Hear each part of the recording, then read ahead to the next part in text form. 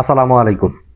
ফরিদপুর নগরকান্দায় বেপরোয়া গতিতে ট্রাক চালানোর অভিযোগে স্থানীয়দের গণপিটুনিতে ট্রাক চালক হান্নানের মৃত্যু হয়েছে।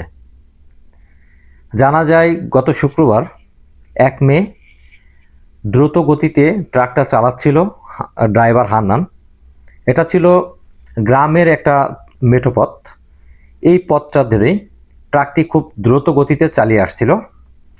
সরু পথ হওয়ার কারণে অনেকে চিন্তা করেছে যে ট্রাকটি কোনো জায়গায় হয়তো কোনো অ্যাক্সিডেন্ট করেছে, এরকম একটা চিন্তা ভাবনা করে সবাই ধারণা করেছে কোনো জায়গাটা অ্যাক্সিডেন্ট করার কারণে ট্রাকটি খুব দ্রুত গতিতে চালাচ্ছিল, যে কারণে সবাই হই হুল্লা করে আপনাকে ট্রাকটিকে আটকানোর জন্য বিভিন্ন জায়গা ফোনের মাধ্যমে যোগাযোগ করে। পরে একটা জায়গা আপনার ট্রাকটি আটকে ফেলে ব্লক দিয়ে রাস্তার উপরে।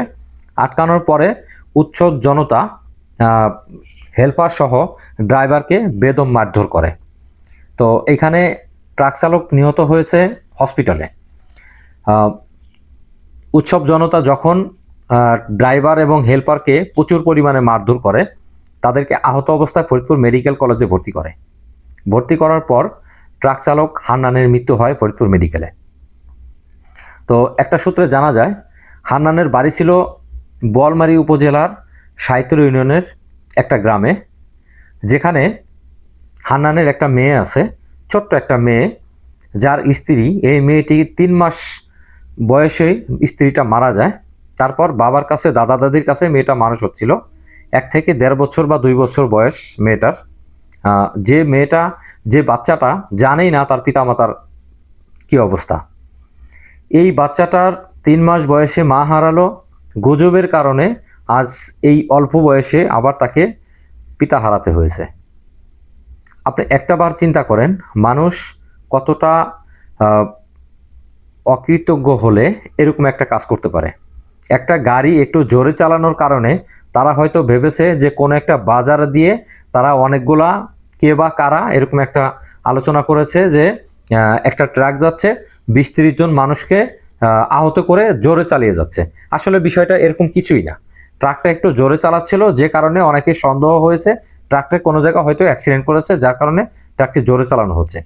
যে কারণে এই ট্রাকটিকে গতিরোধ করে যে কোনোভাবে, যে কোনো উপায়ে থামিয়ে এই ট্রাকটির হেল্পার এবং ড্রাইভারকে বেদরভাবে মারধর করে। মারধর করার পরে তাদেরকে হাসপাতালে নিয়ে যাওয়ার পর ট্রাক ড্রাইভার হান্নানের মৃত্যু হয় এবং তাদের গ্রামে শোকের ছায়া নেমে আসে। এই ছোট্ট বাচ্চাটি কিছুদিন আগে তার মাকে হারিয়েছে, আজ ২-৩ দিন হয় তার পিতাকে হারিয়েছে। তা আমাদের দেশে যারা গুজব ছড়ায় তারা কখনো চিন্তা করে না যে তার পরিবারের কি একটা অবস্থা হবে। এই যে ট্রাক চালককে মেরে ফেলেছে জনতা, এটা কিন্তু আসলে কিছুই হবে না, কারণ হচ্ছে সে একজন ট্রাক চালক। অথচ আপনার একটা জিনিস চিন্তা করেন, এই ট্রাক চালকের একটা মেয়ে তার মাকে হারিয়েছে কিছুদিন আগে, আবার আজ তাকে তার বাবাকে হারালো। এই বাচ্চাটার ভবিষ্যৎ কি? এই বাচ্চাটার দায় কে নেবে? এই বাচ্চাটার ভবিষ্যতের জন্য কি হবে? এই বাচ্চাটা তার দাদা দাদির কাছে বর্তমান মানুষ হচ্ছে। কিন্তু আপনি একটা জিনিস চিন্তা করেন, আপনাদের সাধারণ একটা ভুলের কারণে আজ বাচ্চা তার পিতা হারা, তার একজন পিতা তার সন্তান হারা, একজন মাতা তার সন্তান হারা, একটা পরিবার ধ্বংস হয়ে গেছে।